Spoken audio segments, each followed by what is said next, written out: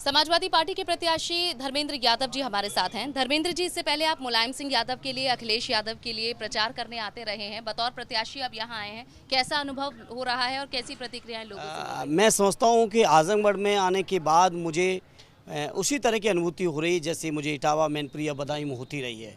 क्योंकि आजमगढ़ के लोगों के साथ कोई ऐसा नहीं कि मेरे लिए पहला मौका है। आजमगढ़ के लोगों के साथ मैं जब इलाहाबाद विश्वविद्यालय में पढ़ता था अपने बहुत सारे नौजवानों के साथ, उस समय से लगातार आज तक आजमगढ़ के लोगों से मेरा भी रहा। और मैं समझता हूँ मुझे तो आजमगढ़ से जो रिश्ते हैं आदरणीय नेताजी ने विरासत में दिए हैं, आदरणीय अखिलेश जी ने उनको और आगे बढ़ाया है।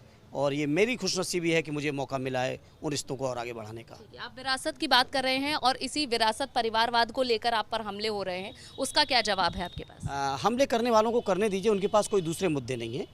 और उन लोगों से मैं कहूँगा कि 8 साल आपने केंद्र की सरकार चलाई है, 5 साल उत्तर प्रदेश की सरकार चलाई है। कम से कम इतने सरकार चलाने के बाद आज के इस चुनाव में अपनी उपलब्धियों के साथ आते इस बात को लेकर कि 2 करोड़ नौजवानों को रोज़गार देने की बात करने वाले लोगों ने 8 साल में कितने नौजवानों को रोज़गार दिया? जो कहते थे कि हम महंगाई कम करेंगे, 8 साल में उन्होंने क्या महंगाई कम की या महंगाई कितनी गुनी बढ़ाई? आज डिबेट इस बात पे होनी चाहिए, डिबेट बेरोज़गारी पे होनी चाहिए थी, डिबेट इस बात को लेकर होनी चाहिए थी कि बीजेपी के लोगों ने किस तरह से देश को, जहाँ पहले कहते थे मैं देश नहीं बिकने दूंगा, और वही लोगों ने 8 साल में देश की कोई चीज़ नहीं बची है। आज देश की सड़कें बिक गई, देश के हवाई अड्डे बिक गए, देश के बंदरगाह बिक गए, देश के बड़े बड़े उद्योग बेचने वाले लोग हमसे सवाल करने का अधिकार ही नहीं रखते हैं।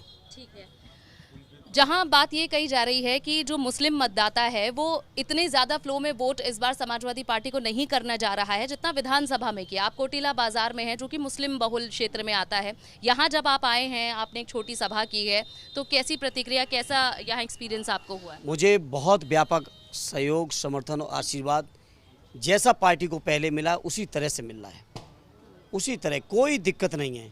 ये तो हाँ, कुछ लोग दिवा स्वप्न में हैं, कुछ लोग हो सकता षड्यंत्र में हों, लेकिन इन बातों का समाजवादी पार्टी पर, समाजवादी के समर्थकों पर और आजमगढ़ के वोटरों पर कोई असर नहीं पड़ा है।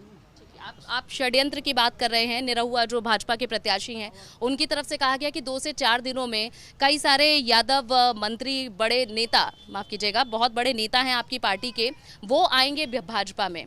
तो क्या कुछ चिंता है इस पूरे बयान को लेकर? समाजवादी पार्टी आदरणीय अखिलेश यादव जी के नेतृत्व में चट्टान की तरह एकजुट है। किसी बात की, इनकी क्रियातियों के कहने की कोई चिंता, कोई परवाह समाजवादियों ने न कभी की थी, न आज है, न आगे करने वाले हैं।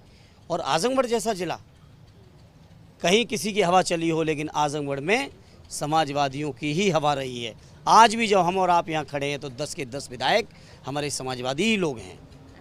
कुछ लोग ये बातों के आरोप लगाते थे कि बसपा के समर्थन से 19 का चुनाव जीता गया है, तो 22 में तो हमने बिना बसपा के और बसपा की जमानतें जब्त करा के भी 10 के 10 विधायक यहाँ बना के दिए।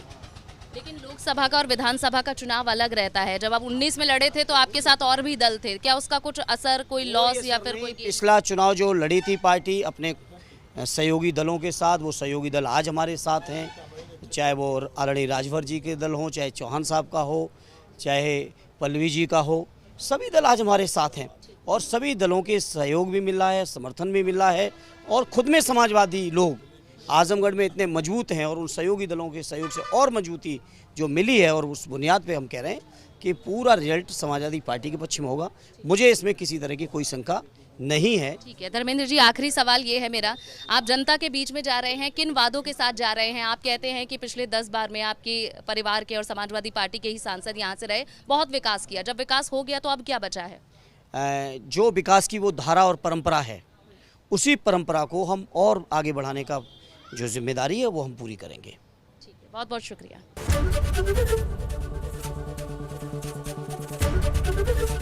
एबीपी गंगा, खबर आपकी, जुबान आपकी।